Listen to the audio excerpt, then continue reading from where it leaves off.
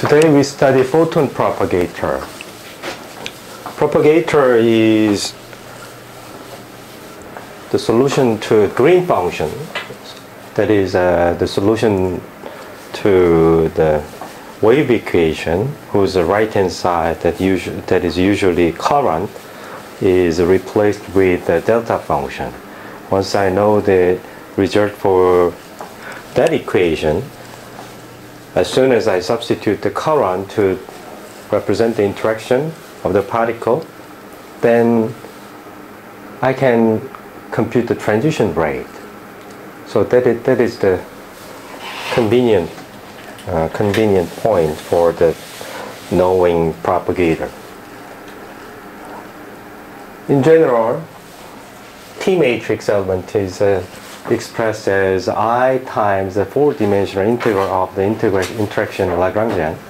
And if I consider photon propagator, then I need to compute the interaction Lagrangian due to the interaction of the photon with the current. So I replace this interaction Lagrangian by minus j dot a, where a is the photon wave function. The equation of motion is well known, that is Maxwell's equation. And as we know, this equation is independent of gauge. And we already know that we have freedom to choose the gauge. I don't need this. By definition, F mu nu is, with the strength tensor, F mu nu is around mu a nu minus around mu a mu. Note that I have nu and mu flipped. So if I substitute this one in here, I find the equation of motion for the photon. Nu contracted to make a del squared g mu. I have mu, so if I pull out the over vector of A alpha, that is independent, A alpha, then I multiply G mu alpha to collect the mu component only. And now this nu, this nu is contracted with this round nu, so it is replaced with round alpha, A alpha, they are the same. If I rewrite this one, I introduce the Feynman propagator for this photon, then we will find that this answer will be helpful to find the wave function for A alpha after the interaction. So the result is that A mu of x is integration over y, propagator x minus y, current. And the difference between this case and previous scalar case is that we have vector indices. So I have to connect the vector indices to have this vector dependence of mu. So this propagator must have the tensor form, and nu is contracted with the current. Let us check whether it satisfies the original equation of motion or not. So this A mu can be substituted here, and we can check whether the left hand side is equal to J mu. So this operator is copied in here, and I have changed the index mu by alpha. Then this operator is here, integral dy, and d alpha nu, right? D alpha nu. I can move this one to the lower part and raise the index for J nu as like that.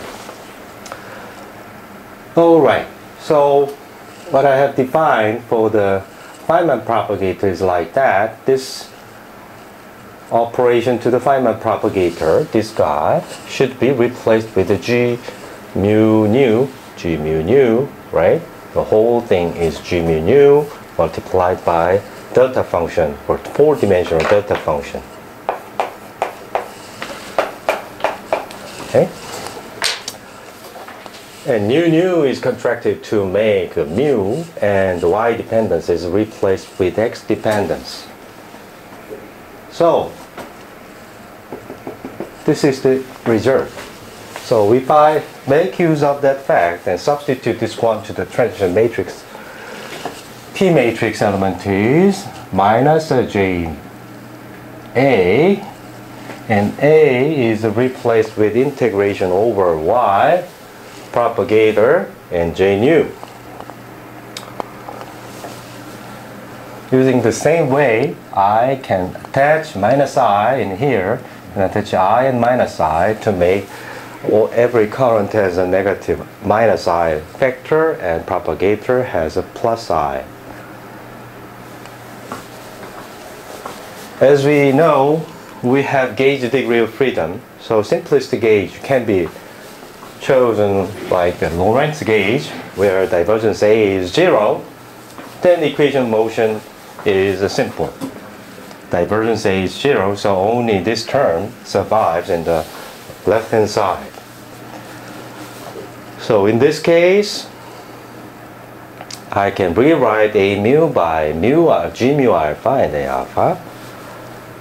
And equation of motion for this is neglecting this, so I have copied this equation, but they are the same in this gauge.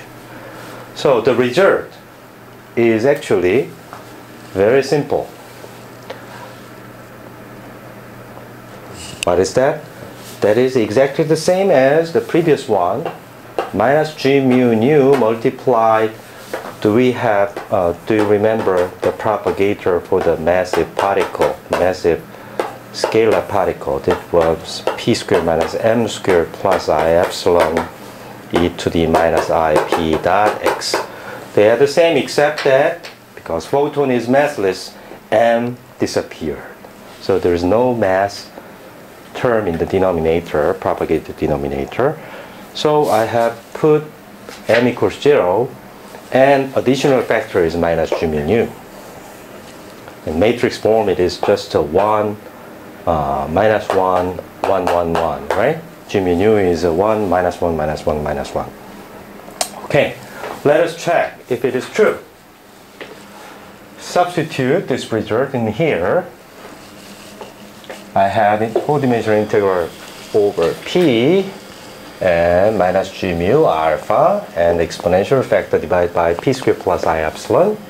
And if I move this derivative operator in front of the exponential, what I have is minus P squared, right? Minus P squared, but I have minus G mu nu, that's a minus factor disappeared, and G mu alpha P squared. Again, P squared cancels P squared plus I epsilon. This I epsilon can be neglected in case I have the same factor in the numerator, because that factor does not hit 0 in the denominator. And again, what I find is just a G mu alpha delta function. So in a very short, very simple expression, propagator for the photon in the Lorentz gauge is just minus G mu nu times scalar particles Feynman propagator with mass equals 0. Okay, that's it.